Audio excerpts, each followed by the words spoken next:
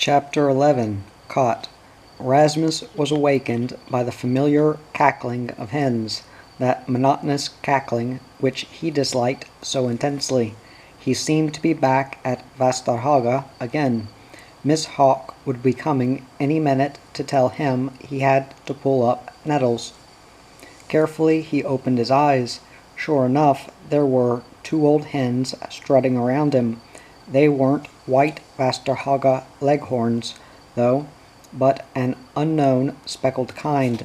He was lying on a floor in a room where he had never been before. There was an open fireplace, and in front of it sat Oscar, drinking coffee with a little white-haired old woman in a striped apron. They had poured their coffee out into their saucers and were blowing and drinking and talking away. "I feel sorry for vagabonds who have to be on the road all the time," said the old woman kindly. "They can never get to heaven either." Now, little Sarah, you've got that all wrong," said Oscar. "You think that you'll go to heaven, and just because you sit at home by the fireside all the time. But you're mistaken there." The old woman put a piece of sugar in her toothless mouth and looked slyly at Oscar. "You'll see," she said. Rasmus stirred. He wanted Oscar to see that he was awake, but it was the old woman who noticed it first. "I suppose you'd like a little coffee too," she said, and looked at him with a kindly, childlike expression. "Coffee and bread. You need to eat a lot of bread before you become a man." Oscar laughed. "That one is a real fighter, I can tell you. The king of fighters is what he is, but he probably could use a little bread anyway." Rasmus couldn't remember how he had got to little Sarah's house. He only vaguely remembered that Oscar had carried him and that the seagulls had fluttered about him, screeching. His eyes wandered around the room, where the chickens were ambling about as if they belonged there. It was poor and messy and dirty, but it was wonderfully comforting to be there with the three-legged coffee pot standing in the fireplace, looking so cozy. Little Sarah poured some coffee for Rasmus into a blue cup, which had no handle, and cut him a thick slice of rye bread. "I'll give you butter some other time. I don't have any now," she said. Rasmus took the bread. It was sticky and had a doughy, dark line running through it, but he liked bread that was not too well baked, so it didn't matter. He dunked it in the coffee, and it tasted very good. "You certainly will go to heaven, little Sarah, because you're so kind to tramps," said Oscar. Little Sarah nodded. "But now about the sheriff," Oscar said. "I would be grateful if you would take the letter to him as quickly as possible."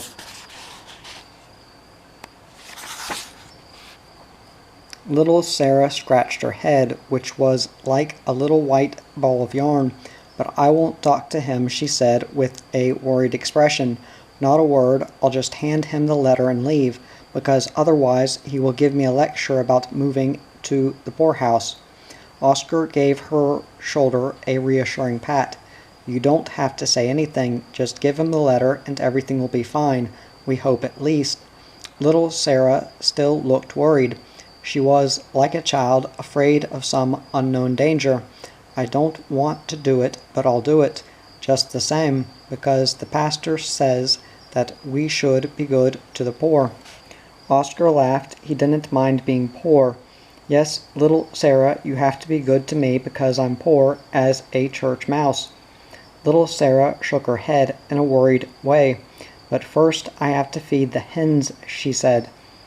"Be good to the hens too," said Oscar.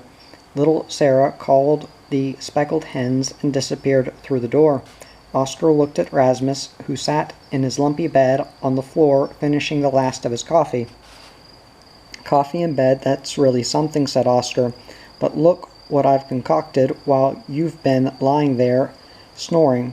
I've been writing a whole novel to the sheriff." He pulled out a paper covered with writing from his jacket pocket and handed it to Rasmus. "Am I supposed to read that?" asked Rasmus. "If you can," said Oscar.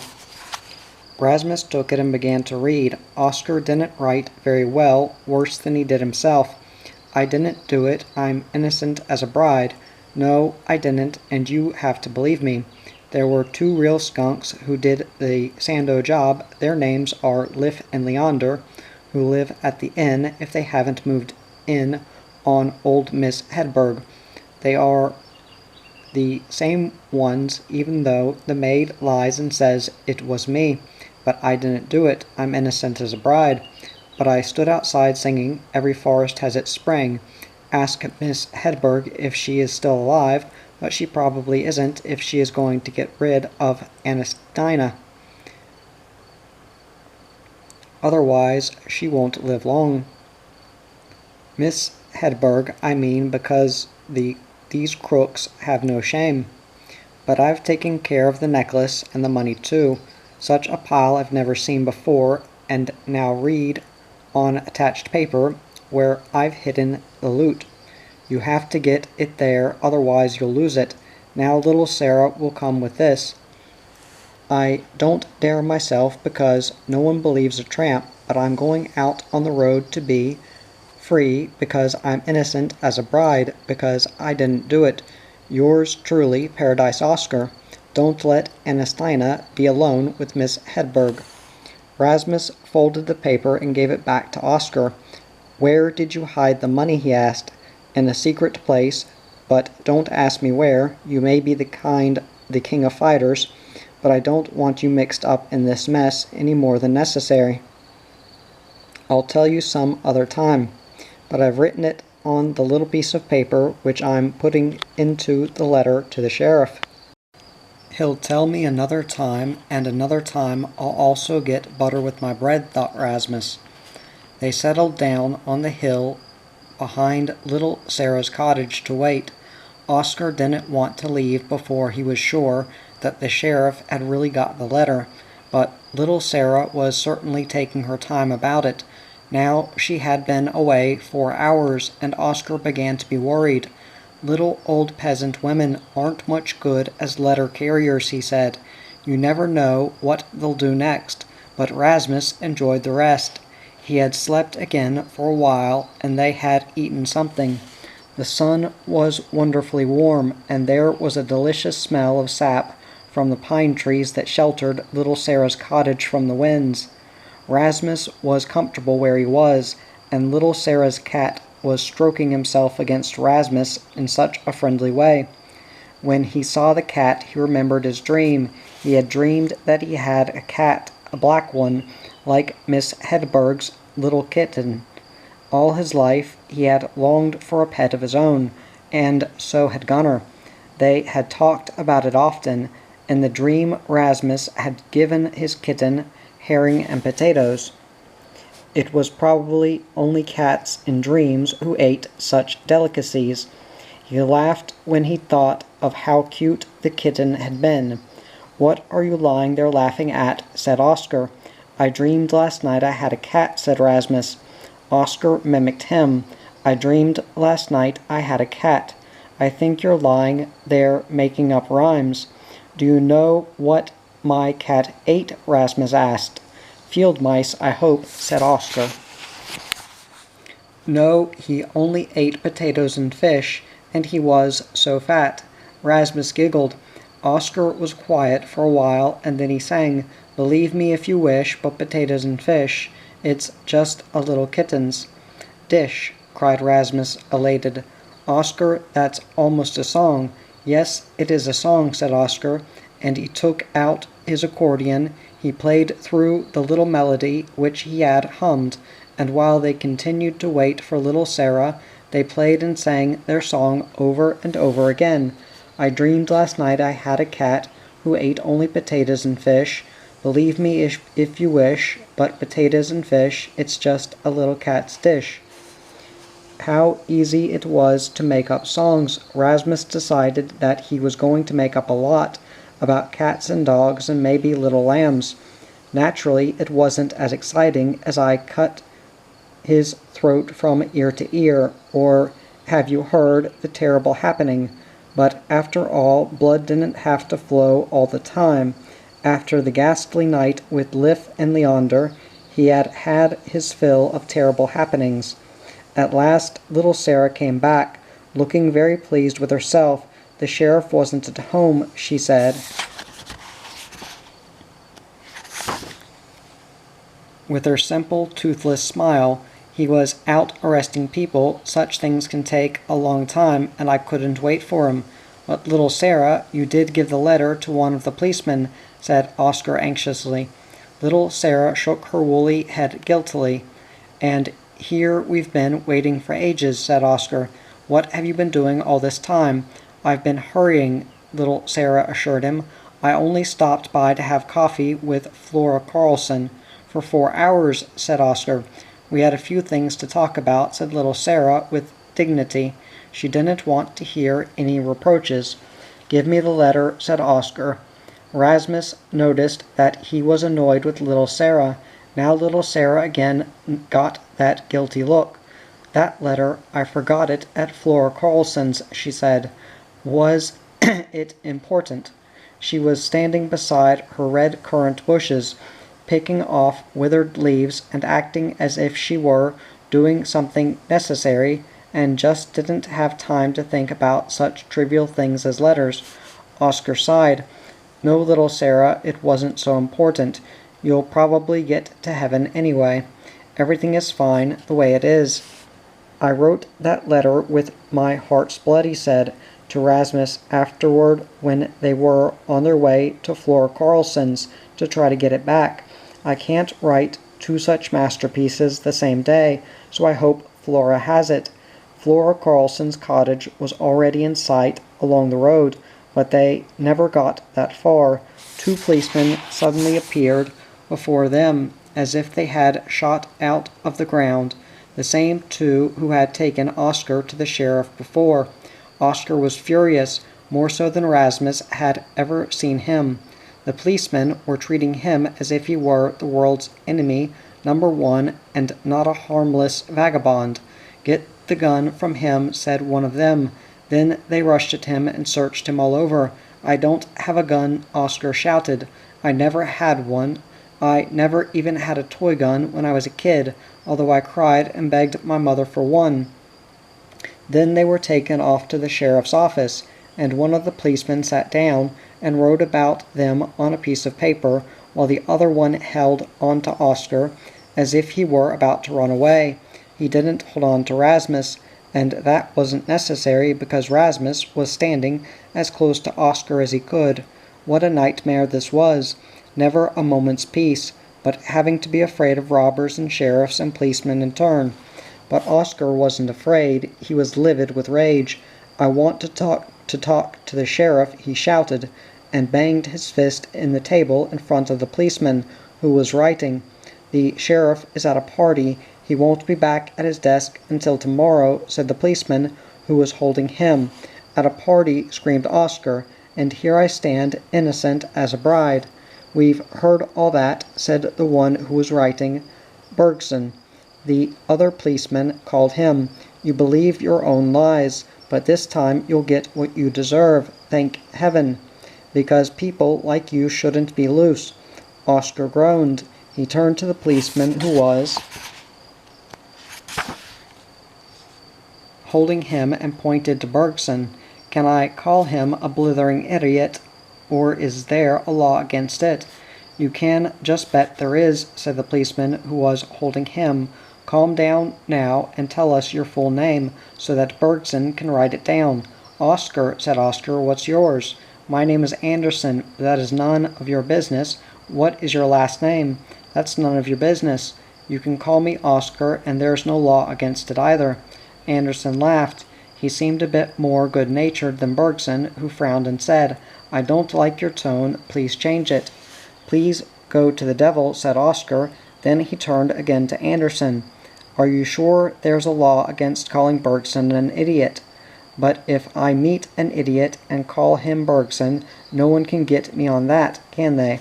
The idea made him roar with laughter.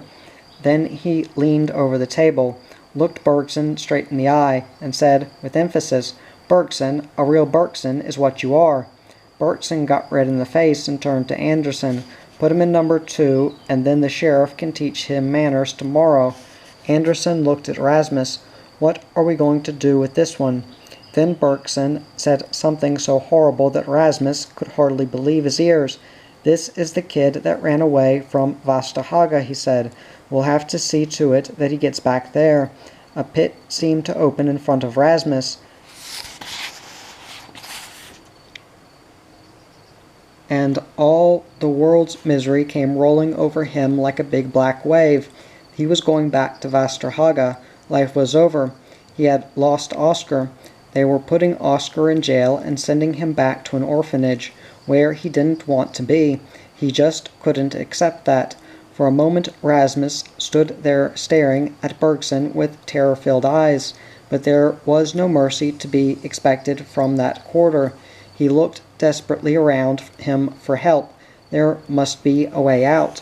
The sun streamed through the open window like a broad golden band over the floor and brightened up the dreary office. That was the road to freedom. Without thinking, Rasmus leaped out, just like an animal who senses the danger of capture near.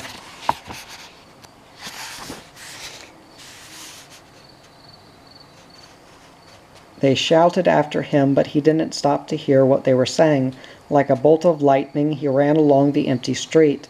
It was along this street that he had come, riding with the milk cart yesterday. He ran heedlessly down the hill toward the dairy, like a frightened rabbit, hopping over the sun-warmed cobblestones without looking right or left. He ran blindly without knowing where he was going.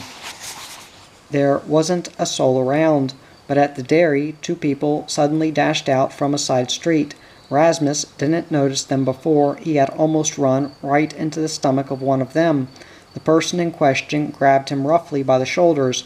"Slow down there. We'd like to have a little talk with you." It was Liff. Chapter 12. The Rescue. "Now we are really going to have a little talk," said Liff, and he quickly pulled Rasmus behind the high fence that surrounded the dairy. No one was around at this time of day. Rasmus was caught. Liff shook him roughly. "Answer fast, otherwise I feel sorry for you. Where's your partner, the tramp?" "The police have taken him," said Rasmus, so weary that he was hardly afraid any longer. "They probably wouldn't dare to kill him anyway." Liff and Leander looked at each other in horror. They seemed more frightened than Rasmus. "So they've got him," said Leander. "Well, Hilding, you know who he'll blame. Now we have to get out of here fast." Liff kept an iron grip on Rasmus. "Answer quick. Did your pal have the dough on him when they took him?" Rasmus couldn't decide whether it was wiser to answer yes or no to that question, so he didn't say anything, but Liff kept shaking him as if he thought the answer had got stuck in Rasmus' throat and could be shaken loose. "What have you done with the money?" "He has hidden it in a secret place," said Rasmus, "and I don't know where." "Hilding, we are in a hurry," said Leander nervously. "Shut up," said Liff. "Of course the tramp will blame us, but if we disappear, it's the same as saying to the sheriff that we did it. No, this is the time to keep cool, calm, and collected as never before." He turned to Rasmus. "Were you there when the sheriff cross-examined Oscar?" Rasmus shook his head. "The sheriff hasn't done a thing to Oscar yet, because he's been at a party all day." Liff whistled, and for a moment looked almost relieved. "Yes, of course, he must be at Miss Rosin's birthday party. That's just fine. He'll be at the inn all evening and won't have time to question anyone, and tomorrow it may be too late." He leaned toward Leander and whispered something in his ear, which Rasmus couldn't hear. Then followed a long whispered conference over his head. Finally Liff said, "Listen, boy, how would you like it if we got Oscar out of jail for you?" Rasmus looked at him stunned. He wanted Oscar out of jail as much as he wanted to live, but that Liff and Leander wanted to help him was beyond belief. Was there some good in them after all? Maybe they felt sorry for Rasmus because he was all alone. Suddenly he felt sorry for himself too, when he thought of how lonely he would be without Oscar. Tears came to his eyes, and he mumbled, "It would be very kind of you if you got Oscar out." Liv grabbed him around the neck. "Yes, we are awfully kind, but open your ears now and get this, and remember what I'm saying, because you are going to go and tell it to Oscar." Rasmus looked at him, terrified. "I can't, then they'll catch me and send me back to the orphanage." Liv became impatient. "You'll do as we say. When it gets dark tonight you'll slip in to Oscar. The lockup is in a separate building in the sheriff's yard." "But if the police are standing guard," said Rasmus. "They won't be when they have locked Oscar up. He's on his own, and you can talk to him through the bars in the back window." Rasmus nodded. If it wasn't any worse than that. He was prepared to risk a lot for Oscar's sake. Tell him that we'll come and let him out tonight. Uncle Leander here is very good at opening locks." "Don't blab so much," snarled Leander. "We'll come and get him, but on one condition." "I'm getting to that now," said Liv. "We want that money back. We need a change of climate, and that is going to be expensive, so we want the dough."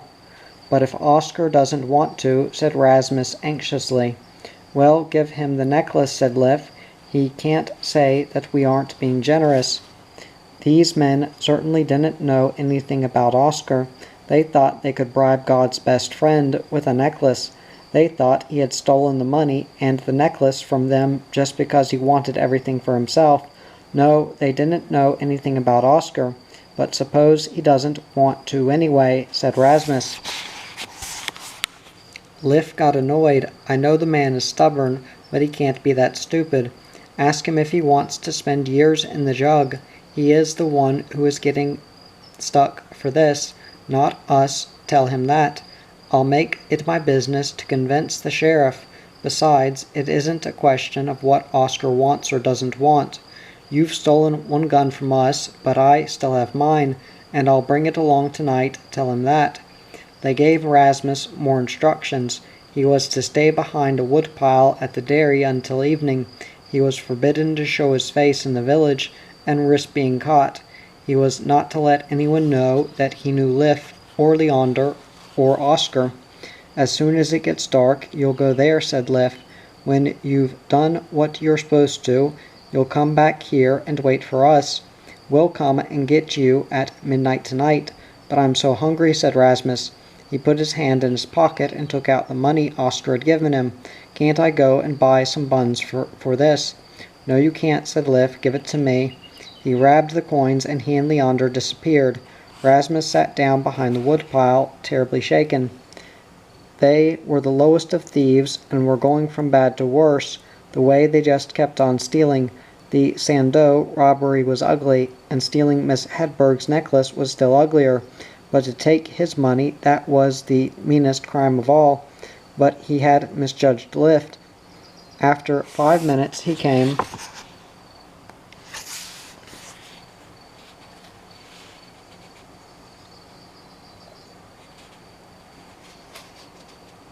back with a bag which he threw at Rasmus.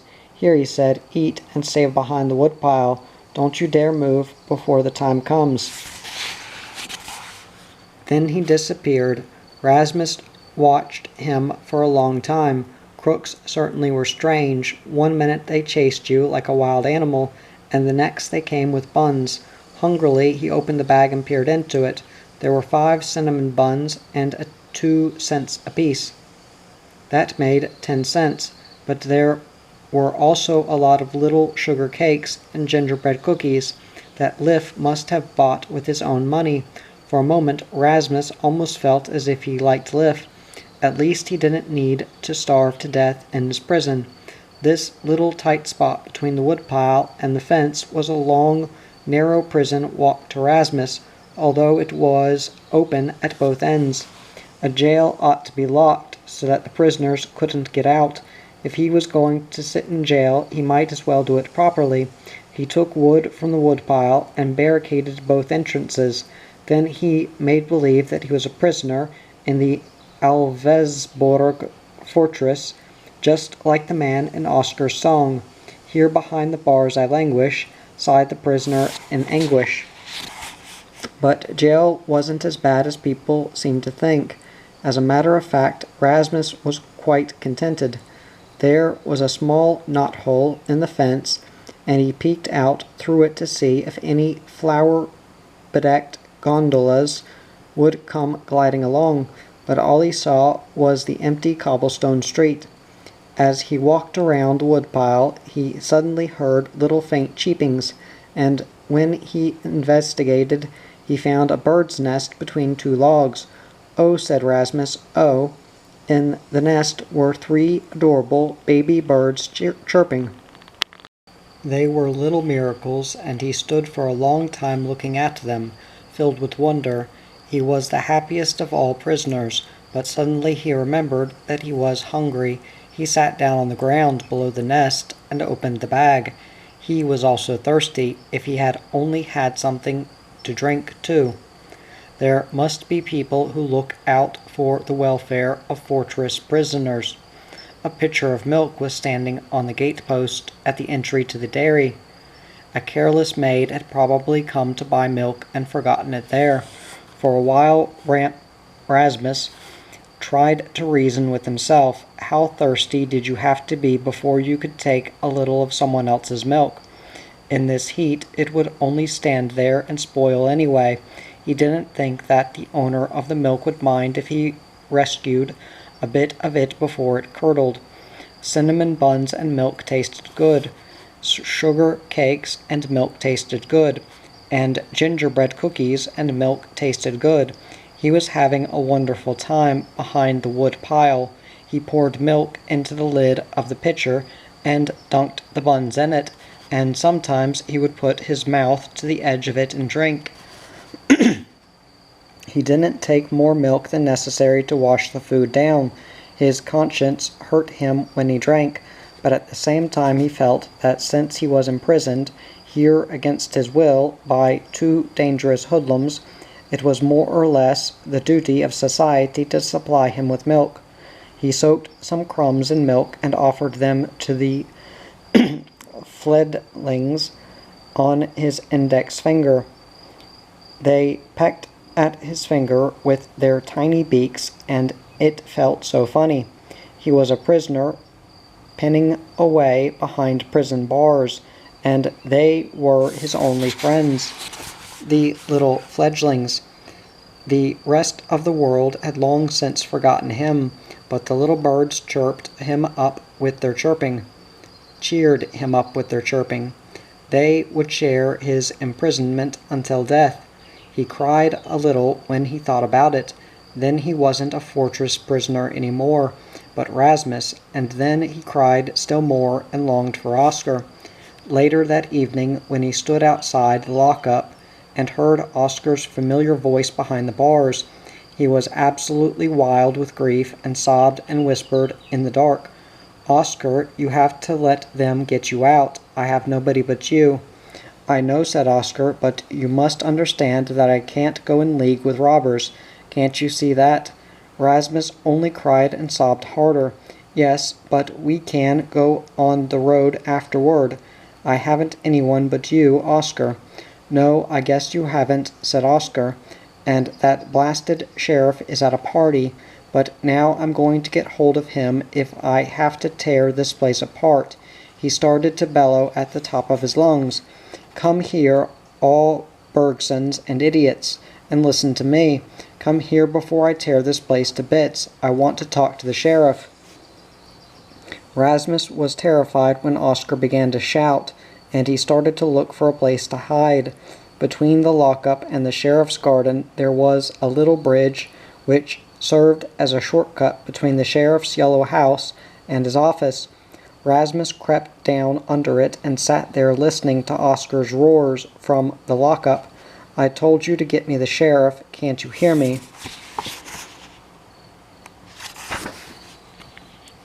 "You deaf fools, I want to confess. Get me the sheriff, but be quick about it." The sheriff's yellow house was dark, and his office was also dark. Maybe Bergson and Anderson had gone to the party too. In any case, no one came when Oscar shouted, and finally he screamed, "Blame yourself if I run away tonight." Rasmus jumped when he heard it. Oscar was going to run away after all. That was wonderful news.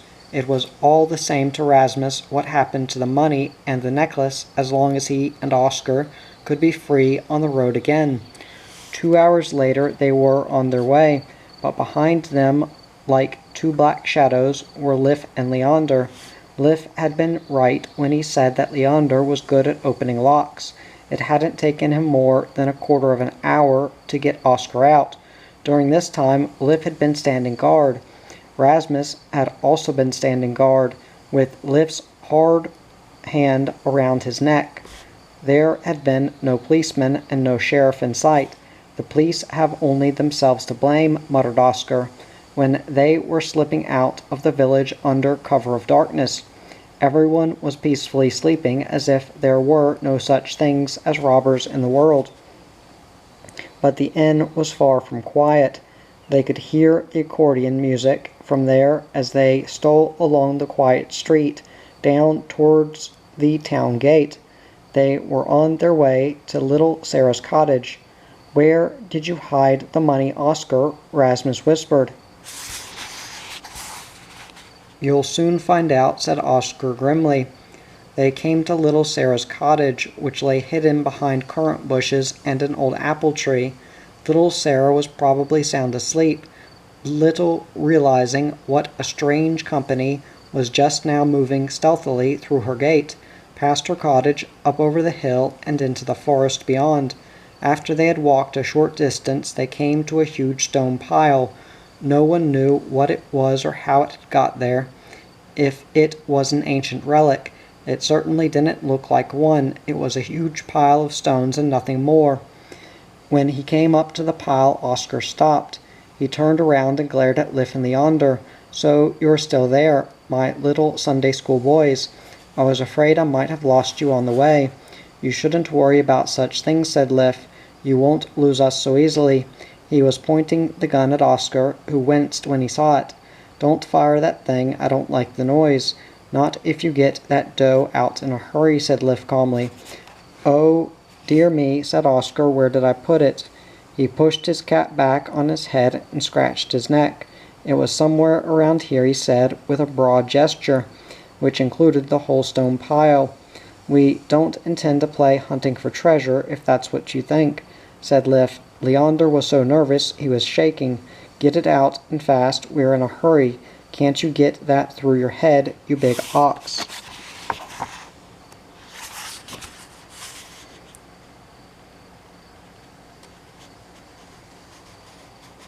The sky started to brighten over the treetops, and in the pale dawn Leander's face looked ravaged and drawn. He took deep puffs of his cigarette and couldn't stand still. "Well, out with it," he roared. Oscar sighed and turned to Rasmus. "The sheriff has only himself to blame now," he said. "You can be my witness that I did what I could." "Yes," said Rasmus faintly. He felt so terribly sorry for Oscar. What a miserable ending to have those gangsters get away with the money.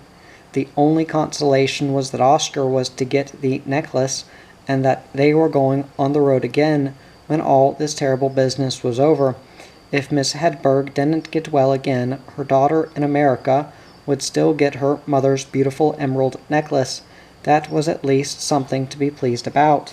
Oscar climbed up on the stone pile. Liv and Leander followed closely behind, and Rasmus thought they looked as greedy as a pair of jackals. Rasmus also came along. He sat down on a stone as close to Oscar as he could get. He was trembling with cold. He didn't take his eyes off Oscar. "This is the place," said Oscar, as he began to heave away the stones. He threw aside boulders, which came rolling down like an avalanche, and made a terrible sound in the deep silence of the forest. Liv and Leander were standing right behind him, watching every move he made, hardly able to control their suspense. When he uncovered the familiar oilcloth package, Liv and Leander threw themselves on it in one leap. "There's your blood money," said Oscar contemptuously. "Count it all," cried Leander. "He may have stolen a lot."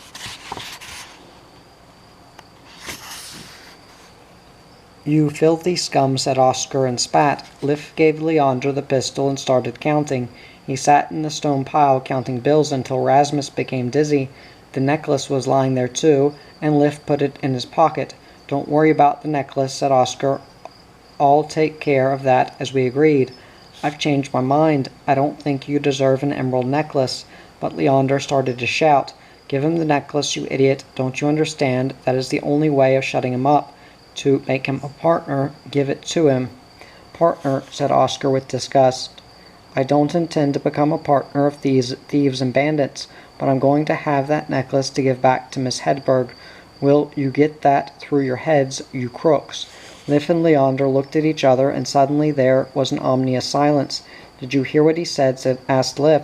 "We don't shut that one up by making him a partner." "No, you can drink poison on that," said Oscar. "I won't be your partner as long as I'm alive." "As long as you're alive, no," said Leander, and gave Oscar a look which made Rasmus shiver still more. "But there are better ways of shutting you up, you see." He pointed the gun at Oscar. "Don't shoot," cried Liv. "You're crazy, Leander." "I'm crazy if I don't," said Leander. "Here are 2 witnesses. Too many, and I intend to let them stay behind in this stone pile." He raised the gun again. But from Rasmus came a wild cry. "Don't shoot," he screamed, and threw himself against Oscar. "Don't shoot, don't shoot." There was a shot, but not from the pistol which was being aimed at Oscar. It came from another gun, and the bullet blew the pistol out of Leander's hand with such tremendous force that it flew across the stone pile. "Oscar, are you dead?" cried Rasmus shrilly. "No, I'm not dead," said Oscar. He looked out over the forest. Behind those dense pines must be the person who had fired the shot. Liv and Leander stood there pale and staring too.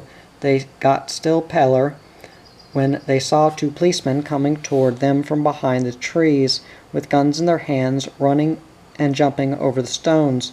The policemen came steadily nearer to the little group in the middle of the stone heap. "I protest," shouted Liv, when the handcuffs were closed around his wrist. "I protest. This tramp, this is the one you ought to handcuff. Just take a look at the package he had hidden in the rock pile." "You can save yourself the rest," said the sheriff, who also suddenly appeared and looked at Liv and Leander grimly. Oscar grabbed him by the arm. "Sheriff, I swear I'm innocent as a bride." The sheriff nodded. "Yes, Oscar, I've been standing behind that tree for the last half hour, and I know that you're innocent as a bride."